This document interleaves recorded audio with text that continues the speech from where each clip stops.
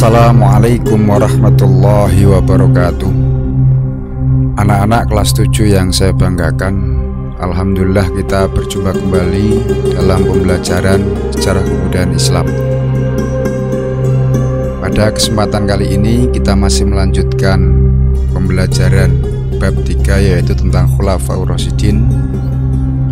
Namun pada kesempatan kali ini kita sudah menginjak pada pembahasan prestasi Khulafaur Rasyidin. Pembahasan ini hanya akan membahas tentang bagaimana prestasi Abu Bakar As-Siddiq. Namun sebelum pelajaran ini kita mulai, mari kita bersama-sama buka dengan bacaan basmalah. Bismillahirrahmanirrahim. Baiklah anak-anak, kita mulai pelajarannya, yaitu tentang prestasi Abu Bakar As-Siddiq.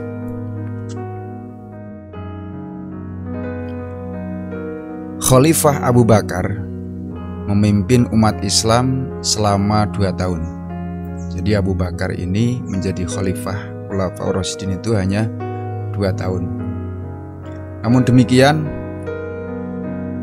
meskipun masa kepemimpinan Abu Bakar As-Siddiq ini relatif singkat, namun sangat terlihat keberhasilan setiap kebijakannya.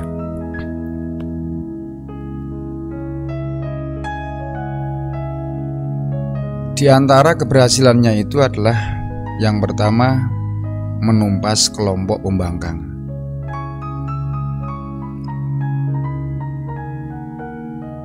Pada masa itu beberapa suku Arab yang berasal dari Hijaz dan Najd menyatakan murtad atau membangkang kepada khalifah. Dalam hal ini adalah kepada khalifah yang baru, yaitu Abu Bakar As-Siddiq. Suku-suku tersebut menyatakan bahwa mereka hanya memiliki perjanjian dengan Nabi Muhammad SAW. Oleh karena itu, kewafatan Nabi Muhammad SAW menjadi alasan sehingga perjanjian tersebut tidak berlaku lagi. Ada pula yang menolak membayar zakat. Sebagian golongan yang lain kembali memeluk agama dan tradisi lamanya, yakni menyembah berhala. Khalifah Abu Bakar As-Siddiq ini memandang gerakan itu sangat berbahaya karena hampir di seluruh jazirah Arab muncul gerakan itu. Oleh karena itu, menghadapi keadaan yang demikian, Khalifah Abu Bakar As-Siddiq bersikap tegas.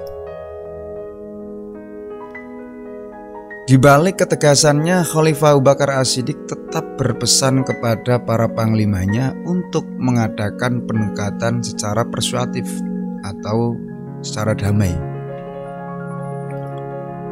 Sebagian kaum murtad ada yang menerima ajakan damai dan kembali tunduk kepada umat Islam.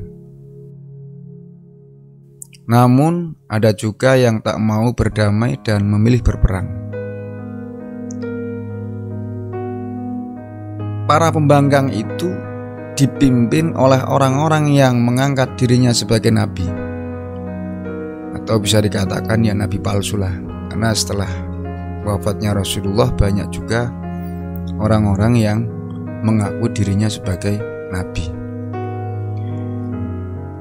Di antara orang yang mengaku nabi adalah Musailamah Al-Kadzab. Musailamah yang berasal dari Yamamah mendapat dukungan dari Bani Hanifah sehingga ia berhasil mengumpulkan ribuan pengikut. Dari sini perang Yamamah yang melibatkan pasukan Muslim dan pasukan Musailamah pecah. Perang itu akhirnya dimenangkan oleh kaum muslimin yang dipimpin oleh Khalid bin Walid, meski mengakibatkan banyak penghafal Al-Quran yang wafat. Selain Musailamah Al-Kadzab, Tulaihah bin Khuwailid Al-Asadi juga menganggap dirinya sebagai nabi. Jadi selain Musailamah Al-Kadzab ini juga ada orang lain yang menganggap dirinya sebagai nabi, yaitu yang bernama Tulaihah bin Khuwailid al-Asadi. Pengikutnya juga berasal dari Bani Asad, Ghatafan, dan Bani Amir. Kemudian Abu Bakar mengirim pasukan yang dipimpin Khalid bin Walid untuk memerangi kelompok ini, sehingga pasukan Muslim berhasil mengalahkan mereka. Prestasi berikutnya adalah kodifikasi Al-Quran atau pembukuan Al-Quran. Kita tahu bahwa dampak dari perang yang berlangsung di era kepemimpinan Abu Bakar, banyak para penghafal Al-Quran yang gugur ketika membela agama Allah. Tentu situasi ini pun diresahkan oleh kaum muslimin yang khawatir bahwa Al-Quran akan lenyap seiring dengan para penghafalnya yang juga semakin berkurang karena banyak yang berguguran di medan perang. Maka atas inisiatif Umar bin Khattab, Abu Bakar diberi saran agar mulai membukukan Al-Quran. Awalnya memang Abu Bakar As-Siddiq tidak setuju dengan saran Umar, dengan alasan bahwa Rasulullah SAW tidak pernah membukukan Al-Quran. Akan tetapi atas penjelasan Umar, akhirnya pendirian Abu Bakar luluh. Abu Bakar As-Siddiq kemudian menunjuk Zaid bin Tsabit sebagai pemimpin untuk mengumpulkan Al-Quran. Setelah selesai dikumpulkan, mushaf itu kemudian diserahkan kepada sang Khalifah Abu Bakar As-Siddiq. Selanjutnya, setelah Abu Bakar As-Siddiq wafat, mushaf tersebut disimpan oleh putri Umar bin Khattab yang juga merupakan salah satu istri Rasulullah yang bernama Hafsah binti Umar. Prestasi berikutnya adalah perluasan wilayah. Abu Bakar As-Siddiq mulai menyebarkan ajaran Islam ke wilayah yang lebih luas lagi setelah situasi sosial politik masyarakat Islam dirasa stabil. Maka penyebaran dakwah Islam semakin diperluas ke berbagai wilayah. Salah satunya adalah dakwah yang dipimpin oleh Panglima Usamah bin Zaid bin Harisah ke Suriah. Jadi dakwah dilakukan oleh Khalifah Abu Bakar As-Siddiq ini setelah situasi sosial politik itu sudah dirasa stabil. Baru kemudian Khalifah mengirim beberapa dai yang kemudian dipimpin oleh Usamah bin Zaid bin Harisah ke Suriah. Sebenarnya pasukan ini telah dipersiapkan sejak zaman Nabi Muhammad SAW. Jadi pasukan Usamah bin Zaid ini sebenarnya sudah dipersiapkan sejak zaman Rasulullah. Akan tetapi karena beliau meninggal dunia, tertundalah untuk sementara waktu dakwah tersebut, sehingga dilanjutkan pada era Abu Bakar As-Siddiq. Tidak terhenti sampai di situ. Umat Islam di bawah kepemimpinan Abu Bakar As-Siddiq juga merambah ke Kekaisaran Persia dan Bizantium.